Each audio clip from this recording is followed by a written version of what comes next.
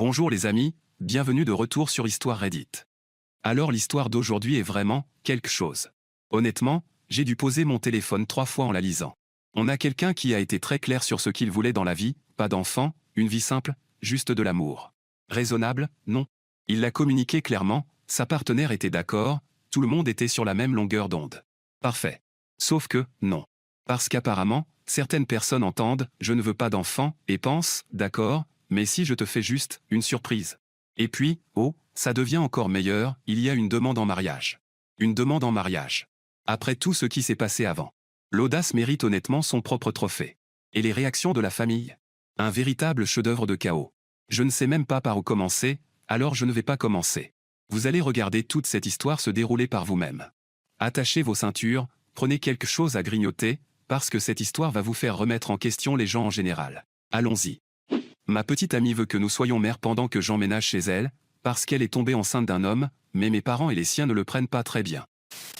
OP commence en disant « Moi, 28 ans, et ma petite amie, 26 ans, sommes ensemble depuis 3 ans et nous sommes sur le point d'emménager ensemble. J'ai un travail à temps partiel et une entreprise en ligne que j'essaie de faire décoller, tandis que ma petite amie travaille dans une école maternelle, donc vous pouvez imaginer que nous gagnons à peine assez pour couvrir les dépenses quotidiennes. C'est pour ça que je vais emménager chez elle, parce que son loyer est plus bas. Nous avons eu des conversations sur ce que nous voulons dans la vie, nos carrières, nos voyages de rêve et le type de famille que nous voulons. J'ai clairement dit que je suis quelqu'un qui a choisi de ne pas avoir d'enfant à cause de mon enfance marquée par la parentification. En gros, j'en ai déjà assez d'avoir élevé des enfants et j'en suis fatigué. Elle était d'accord, parce que son travail lui apportait déjà largement assez d'expérience avec les enfants. C'était il y a 1 an. Alors que j'apportais les derniers cartons de la journée, j'ai reçu un message d'elle disant qu'elle voulait me parler de quelque chose d'important. J'ai supposé que c'était à propos des affaires que j'apportais, j'avais encore d'autres cartons chez moi, et je l'ai suivie dans sa chambre. Elle m'a fait asseoir et m'a demandé si j'avais déjà pensé à l'épouser un jour. J'avoue que je n'en étais pas encore certaine, puisque nous étions justement sur le point d'emménager ensemble et que nous devions d'abord apprendre à vivre ensemble avant un engagement aussi important.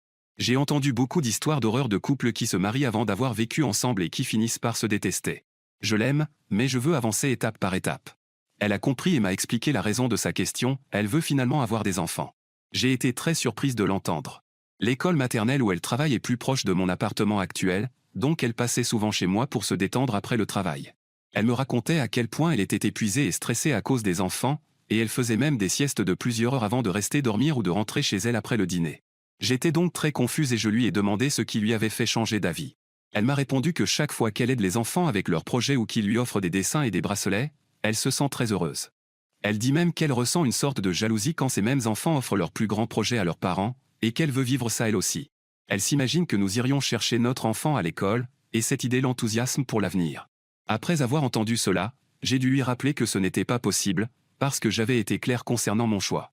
Elle m'a répondu « Mais tu ne penses pas qu'on pourrait faire plus de choses dans notre vie? Ce ne serait pas mignon d'avoir un mini-toi ou un mini-moi qui court partout ?» Sans vouloir offenser les mères et les pères ici, mais cette idée m'a donné des frissons. J'ai déjà eu assez à faire avec mes propres frères et sœurs en grandissant, et tout ce dont je me souviens, c'est d'être épuisé, stressé et beaucoup trop jeune pour m'occuper de 4 enfants plus jeunes que moi alors que je venais à peine de sortir de l'école primaire. Nous nous sommes disputés, elle disait que je l'empêchais de devenir mère, tandis que je lui rappelais que nous avions clairement établi que nous voulions être un couple sans enfants. Donc me balancer ça soudainement pendant que je suis en train d'emménager chez elle, c'est trop pour moi. Nous avons tourné en rond sans qu'aucune de nous ne cède, jusqu'à ce qu'elle abandonne la discussion et me dise de dormir sur le canapé. Je dois admettre que ça m'a mise en colère et je suis parti de l'appartement pour aller dormir chez moi. Il me reste encore 2 semaines avant de devoir quitter mon logement, mais j'étais tellement bouleversé que j'ai envisagé d'annuler mon déménagement avec le propriétaire. Je sais que le simple fait d'y penser peut sembler mesquin, mais si avoir un enfant est ce qu'elle veut et que moi je n'en veux pas, alors il devient évident que nous ne sommes plus compatibles. Dans tous les cas, l'une de nous finirait par détester l'autre. Je l'aime profondément, j'avoue même que l'idée de l'épouser m'a traversé l'esprit plusieurs fois, mais j'essaie de rester raisonnable par rapport à ce que nous voulons vraiment. Elle veut moi et une famille avec des enfants, tandis que moi je veux seulement elle, et peut-être un animal de compagnie. En ce moment, je suis assise sur mon matelas posé à même le sol, et nous allons devoir parler de tout ça. Surtout qu'un tiers de mes affaires est maintenant dans son appartement. Qu'est-ce que je peux faire avec tout ça? Eddie, je pense que je dois clarifier quelque chose, nous sommes toutes les deux des femmes dans la vingtaine, donc il n'est pas possible pour moi de la mettre enceinte. Même si j'apprécie les inquiétudes et les avertissements concernant l'intimité malgré tout. Mise à jour 1. D'accord, je ne sais vraiment pas par où commencer. Je veux remercier tous ceux qui ont commenté mon dernier post et pour tous les conseils qu'ils ont donnés, et je pense aussi devoir clarifier certaines choses. Ma petite amie et moi sommes des femmes cisgenres, donc je ne peux pas la mettre enceinte, ce qui signifie que, hypothétiquement, si nous avions des enfants, ce serait par don de sperme ou par adoption. Même si ce serait idéal de retourner chez mes parents en ce moment, malheureusement ils font partie de ces gens qui pensent que la vie d'une femme n'est pas complète sans enfants. Nous nous sommes même disputés à ce sujet, ils m'ont supplié de leur donner des petits-enfants puisque je suis l'aîné, sans prendre en compte la parentification qu'ils m'ont imposée, qui est la principale raison pour laquelle je ne veux pas d'enfants. Ils ont même dit que l'aide que j'ai apportée avec mes frères et sœurs pouvait compter comme un entraînement pour être mère. Honnêtement, ça ne m'a fait que m'énerver encore plus. Je sais que certaines personnes changent d'avis et en sont parfois plus heureuses, mais d'autres deviennent plus malheureuses, et je sais que je serai du deuxième type. Ne vous méprenez pas, j'aime mes frères et sœurs et je ferai n'importe quoi pour eux, mais cela n'efface pas le fait que ce qui aurait dû être mon enfance, je l'ai passé à construire la leur. J'ai déjà fait ma part de parentalité, trop même, et je refuse d'y retourner. Quant à ma petite amie, désormais mon ex, qui construit ce fantasme de maternité, cela semble bien être le cas, mais il y avait aussi autre chose que j'espérais vraiment ne pas être vrai. Le lendemain matin, j'ai reçu un message d'elle me demandant si je pouvais revenir pour parler de notre dispute. J'espérais qu'après avoir pris un peu de recul nous pourrions discuter de façon plus calme et civilisée. Mais, par précaution, j'ai appelé mes frères, âgés de 24 et 21 ans, et je leur ai demandé de m'aider et de rester en alerte. Malgré la vie difficile que j'ai dû endurer, au moins mes frères reconnaissent que c'est moi qui les ai élevés, et que nos parents ne peuvent pas s'attribuer la majeure partie du mérite. Donc ils sont toujours prêts à m'aider quand j'en ai besoin. Je demande rarement de l'aide, alors mes frères se sont précipités quand ils ont compris que j'étais vraiment désespéré. Je pense que je devrais donner des noms fictifs, donc mes frères s'appelleront Tom, 24 ans, et Jerry, 21 ans, et ma petite amie Sarah. Tom et Jerry arrivent, et je leur explique que je dois avoir une conversation sérieuse avec Sarah, et que si les choses tournent mal, j'aurai besoin qu'ils soient prêts avec le camion de déménagement à proximité pour récupérer mes affaires. J'ai envoyé un email à mon propriétaire à propos du déménagement, en espérant pouvoir annuler la date, mais si ça ne marchait pas, Tom a accepté de m'aider à louer un garde-meuble pour mes affaires et de me laisser rester chez lui jusqu'à ce que je trouve un nouvel endroit. Donc le plan de secours était prêt. Je suis allé chez Sarah et ses yeux étaient gonflés et rouges. Elle m'a serré dans ses bras et s'est excusée de s'être mise en colère contre moi, puis nous avons commencé à parler. Pour ceux qui avaient suggéré la possibilité qu'elle soit déjà enceinte et qu'elle m'ait trompé, je déteste le fait que vous ayez eu raison. Elle a découvert sa grossesse il y a une semaine et me racontait à quel point elle avait peur de porter un enfant sans savoir quoi faire, mais que l'idée d'être mère lui apportait aussi énormément de joie et qu'elle voulait partager cela avec moi. Elle s'est mise à imaginer un fantasme où nous serions une équipe formidable grâce à nos expériences, et moi, je me suis complètement vidé. Je la voyais parler avec enthousiasme, mais tout ce que j'entendais dans ma tête c'était « tromper, tromper, tromper ». Après avoir eu l'impression d'avoir avalé des litres d'eau de mer, elle s'est arrêtée de parler, a pris ma main et m'a demandé en mariage. J'en avais assez. Il y avait la femme que j'aime, à genoux devant moi avec un sourire tremblant, et moi qui essayais de ne pas hurler ou vomir face à cette situation que tout le monde avait prédite. Je lui ai demandé, donc tu m'as trompé, tu es tombée enceinte, et tu t'attends à ce que je t'épouse et que nous vivions heureux pour toujours avec ça. La tête qu'elle a faite, vraiment surprise par ce que je venais de dire, m'a donné envie de partir immédiatement, mais j'avais besoin de réponses. Quand m'avait-elle trompé? Comment et avec qui? Et combien de temps cela avait-il pris pour qu'elle tombe enceinte entre ce moment et maintenant? Sarah ne répondait pas. Elle continuait simplement à m'accuser de l'accuser d'infidélité et de juger sa vie sexuelle, ses actions. Elle disait qu'elle avait fait ça pour nous, et que cette grossesse était quelque chose de beau qu'elle était prête à porter pour nous, comme si elle nous avait rendu service. Elle a même eu le culot de dire que si je l'aimais vraiment, je resterais et que nous élèverions notre enfant ensemble. Je n'en pouvais plus. Je suis allé dans la salle de bain et je me suis enfermé à clé. J'ai envoyé un message à mes frères pour qu'ils montent, et j'ai fini par vomir pendant que Sarah secouait la poignée de la porte. Finalement, je reçois le message de Tom et Jerry disant qu'ils sont devant la porte. Je sors pour leur ouvrir tandis que Sarah tire sur mon pull, me suppliant et pleurant pour que je l'écoute. Les choses ne se sont pas améliorées quand Tom et Jerry sont entrés et ont commencé à prendre mes cartons. Elle a essayé de leur lancer des livres, alors j'ai essayé de la retenir sans lui faire mal. Les gars n'ont pas bronché ni hésité, ils passaient les cartons dans le couloir pendant que Sarah continuait de hurler et de me griffer les bras sous mes manches. À un moment donné, elle m'a fait une griffure vraiment méchante qui m'a fait lâcher prise. Elle a couru dans la salle de bain et a continué à hurler et pleurer là-dedans. Jerry m'a prévenu qu'elle faisait ça uniquement pour m'empêcher de partir, en espérant que j'irais la consoler, et il m'a dit de continuer à rassembler mes cartons pendant que lui et Tom les sortaient. Les voisins sont sortis pour voir ce qui se passait, et j'ai dû m'interposer entre mes frères et eux pour expliquer la situation. La seule chose à laquelle je pensais, c'était espérer que personne n'appelle la police. Heureusement, soit les voisins nous ont cru, soit c'était la seule fois où la police a pris son temps pour arriver, parce que nous avons réussi à remettre mes affaires dans le camion en une demi-heure. J'espérais vraiment que certains d'entre vous n'avaient pas raison. Que ce n'était pas une tromperie. Qu'elle n'essayait pas de me piéger avec un bébé. Ou qu'elle ne pensait même pas pouvoir réussir ça avec moi sans que j'aie biologiquement quelque chose à voir avec l'enfant. Mais bordel, qu'est-ce que ma vie est devenue? Je pensais être à l'abri de ce genre de situation, mais j'imagine que la vie a parfois des façons de vous rire au nez. Je ne sais plus quoi penser. Merci à tous pour les avertissements et les théories. Même si vous ne m'avez pas laissé dormir, vous m'avez gardé vigilante pour les bonnes raisons. Étant moi-même quelqu'un qui réfléchit trop, je suis contente d'avoir été préparée à ce résultat. Je suis reconnaissante que Tom et Jerry aient été prêts, parce que qui sait ce qui serait arrivé si j'avais fait ça seule. Jerry l'a même mentionné, sachant à quel point j'hésite à demander de l'aide. Super moment pour un « je te l'avais bien dit, mon ami, mais je sais qu'ils veulent tous les deux mon bien ». Surtout Tom, qui a amené son chien pour des câlins d'urgence pendant que nous attendons la réponse de mon propriétaire. En attendant, Jerry dit que je peux rester quelques jours chez lui jusqu'à ce que nous sachions quoi faire. Donc le déménagement est quelque part entreposé en cours, jusqu'à ce que mon propriétaire décide. Encore merci. Je ferai une mise à jour quand nous saurons quelle sera la prochaine étape, mais pour l'instant je veux juste m'allonger et pleurer pendant que cette adorable boule de poil occupe la moitié du matelas. Eddie, elle a commencé à m'inonder de messages. Environ 1 heure après l'incident, quand j'ai écrit ce post. Genre, à mi-chemin du film Wicked, Jerry a insisté pour prendre mon téléphone pendant un moment afin que je puisse décompresser en paix. Le chien est complètement allongé sur moi, donc je crois qu'il est d'accord aussi. Mise à jour 2. J'espérais vraiment que ce serait ma dernière mise à jour, mais avec l'absurde feuilleton qu'est devenu ma vie, il s'est encore passé des choses chaque fois que je pensais pouvoir écrire une mise à jour. Pour commencer, mon propriétaire a répondu et a annulé le déménagement, ce qui signifie que je peux rester dans mon appartement actuel. Jerry a été très attentif, et honnêtement, parfois c'était un peu étrange qu'il reste ici tout ce temps. Par exemple, il empile tous mes peluches sur moi quand je m'endors. On ne se rend pas compte du nombre qu'on possède jusqu'à ce qu'elles soient toutes empilées sur vous. J'ai beaucoup pleuré allongé sur le matelas, sans avoir l'énergie de remonter le cadre du lit.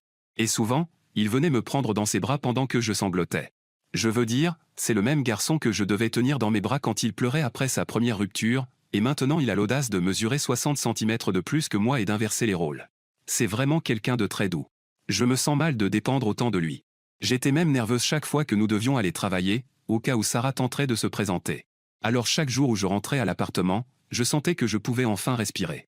Tom n'aimait pas que nous restions enfermés comme des animaux en cage, et il maudissait Sarah à voix basse chaque fois qu'il venait nous voir. Pendant tout ce temps, il surveillait ses réseaux sociaux. Elle les a bloqués tous les deux, mais pas un compte que Jerry utilise uniquement pour son art numérique. Et s'il y a une chose à laquelle il s'est accroché depuis l'école primaire, c'est de ne jamais porter le premier coup. Donc il surveillait chacun de ses mouvements avec des preuves en main, au cas où elle raconterait une autre version de l'histoire. Mais avant même que cela n'arrive, vous aviez encore raison sur ce qu'elle allait essayer ensuite. Parce que oui, elle est allée parler de la situation à nos parents. Ils m'ont tous les deux appelé, et j'y suis allé avec Tom et Jerry, seulement pour trouver Sarah en train de pleurer de joie en essayant de me serrer dans ses bras, tandis que nos parents étaient enthousiastes pour nous. Mais, qu'est-ce que c'est que ce bordel? Elle leur a dit que nous étions fiancés, et elle a même eu le culot de se présenter avec une bague et tout le reste.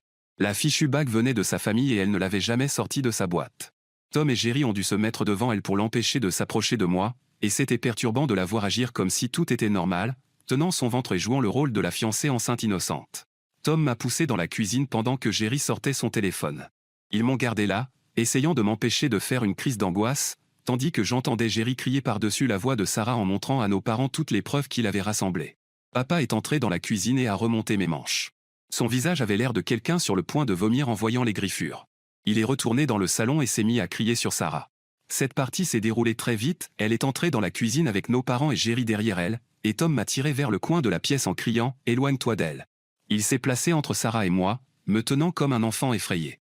Encore une fois, les rôles ont vraiment changé. Ma mère est arrivée comme une furie, a attrapé Sarah par les cheveux et l'a traînée vers la sortie, pendant que papa et Jerry empêchaient Sarah de tomber.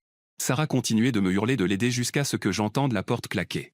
Elle a frappé et crié contre la porte pendant un bon moment avant que nous entendions sa voiture quitter l'allée à toute vitesse. Après son départ, notre mère a essayé de me réprimander pour m'être impliqué avec elle, mais Jerry et papa en avaient déjà assez et lui ont crié de se taire. Elle est donc partie bouder dans sa chambre comme une enfant. Je vous jure que, même dans une situation comme celle-ci, aucun de nous n'avait envie de gérer son narcissisme après tout ça. Alors nous trois avons profité de ça, punition, auto-infligée pour partir. Même après tout cela, Jerry continuait de garder les preuves et d'attendre. Et bien sûr, Sarah a fait exactement le poste qu'il attendait. Elle a inventé une histoire disant que j'avais fui une grossesse sur laquelle nous nous étions mises d'accord et que je l'avais laissée seule en tant que mère célibataire. Elle est même allée jusqu'à accuser mes frères de l'avoir attaqué, selon ses mots, et de l'avoir menacé. Immédiatement, Géry a publié les captures d'écran de ses messages où elle admettait la tromperie et essayait clairement de me piéger avec un bébé, ainsi que des photos de mes blessures et de mon pull déchiré. Il a même récupéré la vidéo de la caméra de sonnette de la maison de nos parents quand elle est revenue quelques jours plus tard, qu'ils l'ont mise dehors et qu'elle a crié devant la porte. Il a tout expliqué dans un long texte. Ensuite, il est retourné sous son poste et a rempli les réponses avec les photos et les liens vers sa publication. Certaines personnes commençaient déjà à douter de son histoire, parce que beaucoup savaient que nous étions un couple qui ne voulait pas d'enfants. Mais ceux qui étaient prêts à prendre son parti ont rapidement été réduits au silence. Géry a même modifié son post pour ajouter le lien vers celui de Sarah et a repris des captures d'écran avant qu'elle n'ait le temps de tout supprimer. Honnêtement, ça me fait un peu peur de voir à quel point Géry a été précis et intelligent avec tout ça. Il a même cherché des indices sur l'identité du père du bébé et sur la nuit où elle m'a probablement trompé. Donc oui, ces dernières semaines ont été l'enfer. Mais Géry agit comme un véritable limier numérique tout en m'aidant à déballer mes affaires avec Tom. Tom, lui, parle avec un ami avocat au cas où nous devrions engager des démarches juridiques. Géry est maintenant en train d'acheter de la papeterie et de préparer un dossier, comme son prochain projet de scrapbooking. Mais jusqu'à ce que nous prenions une décision, nous restons sur nos gardes, surtout concernant notre mère. Elle et papa n'ont peut-être pas été très fiables pour nous élever, mais quand il s'agit de se défendre physiquement ou de faire circuler les rumeurs, ils sont nos meilleurs alliés pour voir si elle peut encore faire couler le bateau de Sarah et empêcher qu'elle fasse plus de dégâts. Encore merci à tous ceux qui suivent cette histoire, et désolé pour ceux qui ont demandé des nouvelles sans recevoir de réponse. Je me sens mentalement épuisé par tout ça, et honnêtement, si mes frères n'avaient pas pris les commandes, je me serais probablement effondré. Je pensais savoir quoi faire, mais je suis vraiment nul pour suivre mes propres conseils quand la situation devient aussi folle. Eddie, mon erreur pour avoir dit « quelques semaines ». Je pensais qu'au moins 2 semaines étaient passées, mais je vois que ma dernière mise à jour date d'il y a 9 jours. Le temps semble éternel dans ce genre de situation. Ne vous inquiétez pas pour ma mère narcissique et l'idée de lui demander de l'aide, je ne l'ai pas fait. C'est plutôt qu'elle finit toujours au milieu des rumeurs, qu'on le veuille ou non. Dans le meilleur des cas, nous profitons simplement de ce défaut chez elle, sachant que ce qui s'est passé se répandra très vite. C'est un peu moche de laisser ces mauvaises habitudes continuer, mais au moins elle est prévisible. Concernant l'installation de caméras, je vais voir si le propriétaire l'autorise. Je ne sais pas si j'ai besoin de sa permission explicite pour ça, mais il a été très compréhensif pour l'annulation du déménagement, donc j'espère que ce sera aussi possible. Au moins, je voudrais installer une sonnette avec caméra. Désolé de ne pas avoir répondu à tout le monde, mais merci beaucoup de vous soucier de moi. Tom et Géry vous saluent, et d'après ce qu'on voit pour l'instant, nous allons bien, mais nous restons dans cette phase d'attente pour voir si quelque chose d'autre se passe concernant mon ex. Il s'est passé tellement de choses que les émotions reviennent chaque fois que nous entendons parler d'elle. Ses parents sont maintenant impliqués, donc après leur avoir parlé et avoir réglé quelque chose concernant Sarah, j'espère que ce sera la dernière chose que je devrai gérer. Je sais que c'est un peu idiot de continuer à m'impliquer, mais j'aimais vraiment beaucoup cette fille. Au moins, je veux m'assurer qu'il y ait quelque chose pour l'aider avant de me retirer complètement de cette histoire. Je veux qu'elle ait de l'aide, simplement sans moi dans l'équation. Encore merci à tous, passez une bonne fin de journée. Mise à jour 3. Désolé de ne pas être passé ici depuis si longtemps, mais merci quand même pour tous les messages gentils que vous m'avez envoyés. Je suis vraiment désolé de ne pas avoir répondu. Depuis ma dernière mise à jour, j'ai été la plupart du temps dans un état assez sombre. C'est étrange, je continue à faire mon travail et les tâches de la maison relativement bien, mais j'ai l'impression de regarder le monde à travers une fenêtre embuée pendant que mon corps agit tout seul. J'ai compris que ça devenait sérieux quand Géry s'est tenu devant moi et que j'ai dû mettre un moment à réaliser qu'il était là. Je me suis senti horrible qu'il me voie dans cet état. Je pouvais le voir parler, mais tout sonnait flou jusqu'à ce que je revienne complètement à moi. Nous avons parlé, et il a suggéré d'emménager avec moi si cela me faisait me sentir plus à l'aise, pour que je sache que ce n'est pas temporaire. Je me suis senti mal à l'idée qu'il reste pour s'occuper de moi pendant tout ça, mais il dit que ça ne le dérange pas et qu'il veut simplement s'assurer que je vais bien. Dans tous les cas, je vais faire un effort supplémentaire pour être mentalement présente et chercher une thérapie, parce que la façon dont je traite tout cela n'a clairement pas l'air très saine. Concernant ce qui s'est passé avec Sarah, comme je l'ai mentionné dans un commentaire de mon dernier post, ses parents se sont impliqués quand j'ai reçu un appel de sa mère. J'étais encore dans cet état sombre, donc j'ai laissé son appel sonner jusqu'à ce qu'elle m'envoie un message disant qu'elle voulait nous rencontrer pour parler de la situation. Au départ, je ne voulais pas, mais Tom a insisté sur le fait que je devais aussi régler cette partie de l'histoire pour éviter qu'il ne vienne m'embêter moi plutôt que Sarah, surtout s'il croyait sa version. Géry n'a pas eu beaucoup de succès pour trouver le père. Peu d'amis de Sarah l'aident, même si certains étaient présents la nuit où elle m'a trompé. Il a déduit cette partie parce que l'une d'elles a admis que Sarah flirtait avec un homme que personne ne connaissait et qu'elle avait pris un Uber pour rentrer chez elle avant les autres. Ils lui ont envoyé des captures d'écran de messages avec elle confirmant qu'elle était bien rentrée chez elle, mais rien de plus qui permette de savoir qui était le type. Donc c'est une impasse, et je lui ai dit de laisser tomber, tout ça est déjà hors de notre contrôle. Quant à la rencontre avec ses parents, ça a mal tourné. Je sais que dans ce genre de situation il vaut mieux se voir dans un lieu public, mais vu la façon dont les interactions précédentes s'étaient passées, j'avais peur que si nous nous retrouvions dans un parc ou un restaurant, il suffise d'une caméra de téléphone et d'un éclat de voix pour que tout finisse sur Internet. Tom a trouvé un restaurant avec l'une de ses salles privées pour les repas, donc nous avons accepté de rencontrer ses parents là-bas pour clarifier la situation. Il voulait que j'y aille seul, mais j'ai dit que je n'irais pas si Tom et Jerry ne venaient pas avec moi. Au restaurant, c'était très bizarre pendant que tout le monde commandait. Je me sentais particulièrement mal pour le serveur, le pauvre a sûrement senti le drame dès qu'il est entré. Mon Dieu, c'était vraiment terrible. Sarah a raconté sa version, moi la mienne, et Jerry a sorti son dossier rempli d'impressions. À ce stade, ce garçon aurait dû être avocat, et Tom essayait de s'assurer que personne n'élève trop la voix. Finalement, sa mère a commencé à parler de la sainteté du mariage et de la façon dont nous devions être une équipe. Bon sang, nous n'étions même pas vraiment fiancés. Et selon elle, je devais être une bonne partenaire et être là pour ma future femme et notre enfant. À ce moment-là, Jerry aurait certainement été expulsé d'une salle d'audience s'il avait été avocat. Alors excusez le langage, mais voici ce qu'il a crié. Mon Dieu, elle n'a même pas de pénis, ce n'est pas son bébé. Je vous jure que tout est devenu si silencieux qu'on aurait dit que les gens qui bavardaient dehors avaient arrêté de respirer. Ses parents étaient sous le choc. Moi j'étais horrifié. Et Tom, je ne sais pas. Lui aussi horrifié, mais, d'accord avec lui? Et Jerry a continué, la bague que Sarah portait ne venait même pas de moi, je n'en avais pas, nous étions un couple qui ne voulait pas d'enfants, et oui, la partie concernant le fait que je ne suis absolument pas une candidate à la reproduction dans cette équation.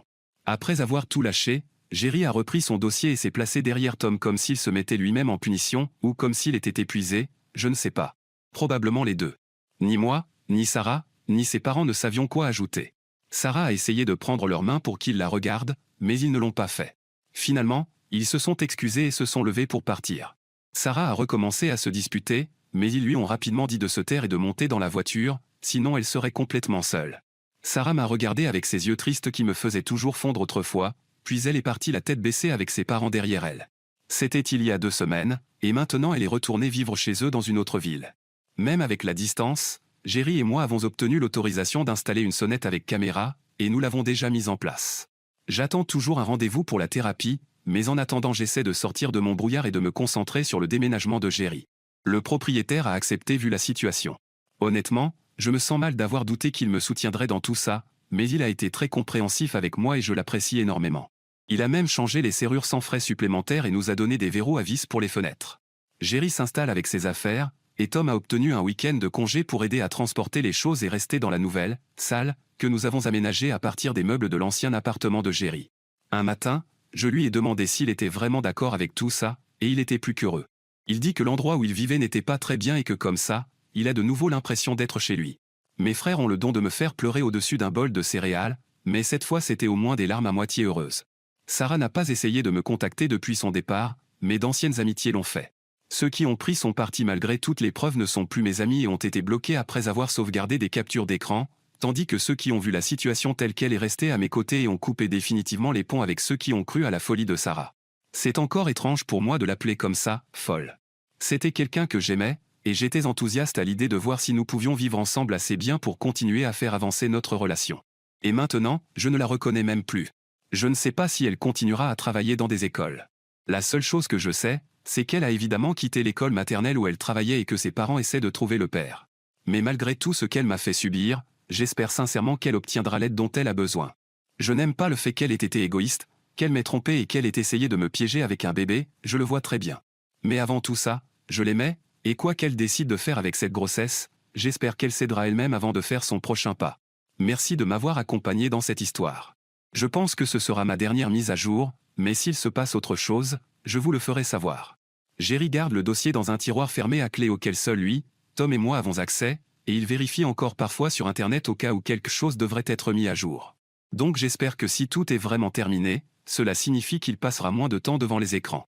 J'ai peur qu'il abîme ses yeux plus que nécessaire. Prenez soin de vous, et s'il vous plaît, prenez soin de vous-même. Eddie, pour l'instant, j'espère me concentrer sur le travail et sur l'installation de Jerry pendant que nous attendons le rendez-vous chez le thérapeute. Je tombe encore parfois dans ces périodes de creux, mais au moins attendre ce rendez-vous me donne une sorte d'objectif étrange, et avoir Jerry à la maison me secoue suffisamment pour que je retrouve un peu de lucidité mentale pendant un moment. Récemment, il a apporté des cartons remplis de livres qu'il voudrait mettre dans la pièce commune, alors je me suis occupé à jouer à Tetris avec l'étagère que j'ai là-bas. Alors ma famille YouTube, voici mon avis sur cette histoire. Tout d'abord, est-ce qu'on peut prendre un moment pour apprécier à quel point notre personnage principal est resté solide pendant tout ça? Parce que franchement, je ne pense pas que la plupart des gens en seraient capables. Découvrir que votre partenaire vous a trompé, qu'elle est tombée enceinte, puis qu'elle a eu le culot de vous demander en mariage dans la même phrase, tout en agissant comme si elle vous faisait une faveur, ça briserait complètement la plupart des gens. Et Sarah, honnêtement, je ne sais pas ce qui se passait dans sa tête. Vraiment pas. Elle aimait clairement cette personne. Mais à un moment donné, elle s'est convaincue que l'amour justifie tout, les mensonges, la trahison, et même le fait de griffer les bras de quelqu'un pendant qu'il essaie de partir. Ce n'est pas de l'amour. C'est de la possession. Et parlons un instant de Tom et Jerry, parce que ces deux frères étaient présents à chaque fois, sans hésitation. Cette scène au restaurant où Jerry a complètement craqué et a dit tout haut ce que tout le monde pensait? Honnêtement, chaotique, oui, mais aussi probablement le moment le plus humain de toute cette histoire. Parfois, les gens ont besoin que quelqu'un dise simplement la vérité à voix haute. Ses parents avaient besoin de l'entendre clairement, et Jerry l'a fait. Maintenant, les leçons à tirer de tout ça. Il y en a plusieurs importantes. D'abord, communiquez vos limites non négociables tôt, clairement, et continuez d'en parler avec le temps. Notre narrateur a tout fait correctement de ce côté-là. Le problème n'était pas la communication. Le problème, c'est que Sarah hochait la tête tout en changeant discrètement d'avis sans être honnête. Et ça, c'est entièrement de sa responsabilité. Deuxièmement, votre système de soutien est essentiel. Sans Tom et Jerry, toute cette situation aurait pu partir complètement de travers, légalement, émotionnellement, publiquement. Avoir des personnes qui se présentent pour vous aider, qui documentent les choses, qui restent calmes quand vous ne pouvez pas l'être, c'est irremplaçable.